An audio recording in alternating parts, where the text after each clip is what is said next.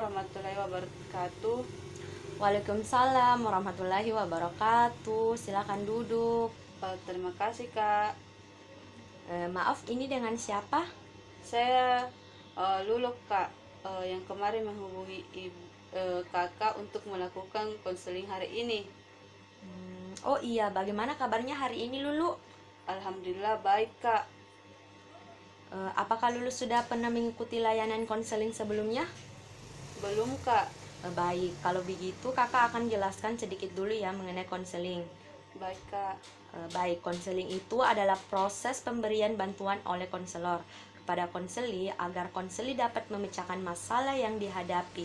Nah, konseling ini dilandasi oleh asas-asas seperti asas kerahasiaan, asas kesukarelaan, asas keahlian, asas kegiatan, dan lain sebagainya. Bagaimana? Apakah kamu sudah mengerti? Oh begitu ya Kak. Saya sudah paham.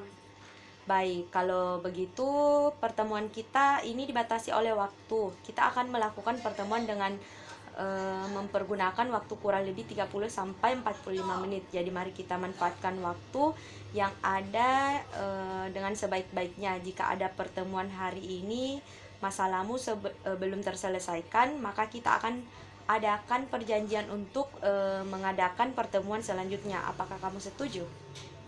Oh begitu ya Kak. Baik, saya setuju. Baik, kita sudah menyepakati waktu yang digunakan dalam proses konseling hari ini. Nah, coba ceritakan apa permasalahan yang sedang kamu hadapi. Saya sedih Kak. Belakangan ini saya sering dimarahi oleh guru-guru. Sering dimarahi kenapa? Mungkin karena saya tidak mengerjakan tugas Kak. Lalu coba kamu ceritakan hal-hal apa yang membuat kamu tidak mengerjakan tugas. Saya merasa bosan belajar Kak. Mulai dari jam 7 pagi harus belajar di sekolah, dan setelah pulang dari sekolah saya masih harus ikut les. Belum lagi saat pulang ke rumah harus mengerjakan PR. Jadi kamu merasa bosan dengan aktivitasmu yang itu-itu saja. Iya Kak, kalau saya bosan saya lebih memilih tidur daripada mengerjakan tugas. Saya tidak ingin terlalu lelah. Saya takut nanti akan jatuh sakit jika terlalu memaksakan diri.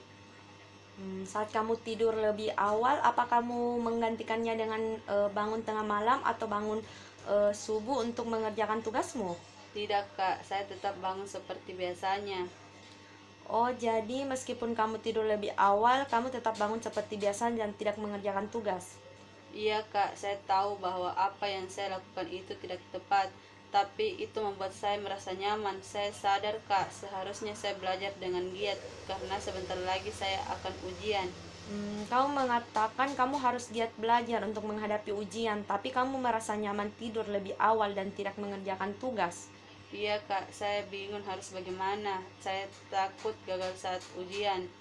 Terus, Saya butuh motivasi yang bisa membuat saya rajin belajar. baik, saya memahami perasaan kamu, Lulu. Iya Kak, terima kasih. Jadi kamu merasa tertekan menghadapi ujian? Iya Kak, saya takut gagal Kak, karena saya gagal. Kalau saya gagal, orang tua saya akan marah dan teman-teman saya akan menjauh saya. Kakak mengerti dengan perasaanmu. Berdasarkan ceritamu, kamu mulai bosan belajar karena jadwal belajarmu terlalu padat, namun kamu merasa takut gagal dalam ujian karena tidak tahu harus bagaimana agar semangat lagi begitu. Iya, memang betul begitu Kak. Kakak paham dengan apa yang kamu alami sekarang. Pada dasarnya kita memang akan mudah bosan ketika menjalani aktivitas yang itu-itu saja. Apalagi di umur kamu yang sekarang ini suka mencoba hal-hal yang baru dan menyenangkan. Orang-orang biasanya memanfaatkan weekend untuk berlibur, kumpul dengan keluarga, ataupun jalan-jalan dengan teman-teman untuk menghilangkan rasa penat karena aktivitas yang membosankan. Iya juga sih Kak. Bagus, kamu telah menemukan solusi yang kakak pikir sangat tepat. Dan apa kamu mau melakukannya dengan sungguh-sungguh? Tentu saja Kak, saya ingin meraih prestasi seperti dulu lagi.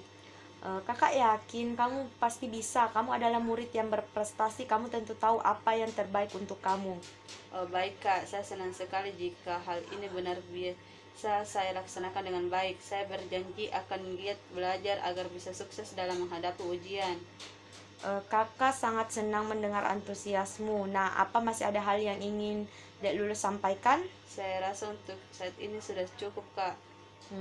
Berhubung waktu sudah habis, mari kita akhiri proses konseling ini sampai di sini. Sebelumnya, mari kita simpulkan hasil pembicaraan kita. Di awal Lulu mengatakan bahwa prestasi Dek Lulu menurun. Semua itu diakibatkan karena merasa jenuh dengan jadwal belajar yang padat dan tidak memiliki semangat belajar. Kemudian, dalam mengatasi masalah tersebut, Dek Lulu berencana untuk mengatur waktu belajar, meluangkan waktu jalan-jalan dengan teman-teman saat weekend, dan sesekali mendengarkan musik ketika Dek Lulu mulai bosan belajar.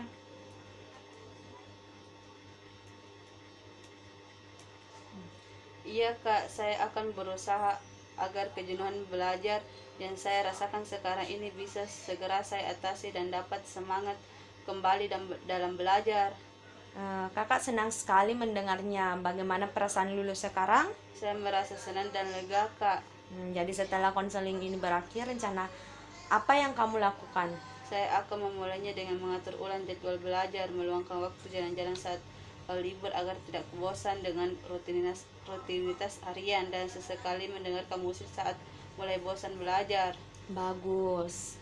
Semoga kamu bisa sungguh-sungguh menjalankan rencana yang telah kamu buat. Nah, kalau begitu sesi konseling ini dapat kita akhiri, dan Dek jangan sungkan lagi untuk datang menemui kakak jika memiliki kesulitan.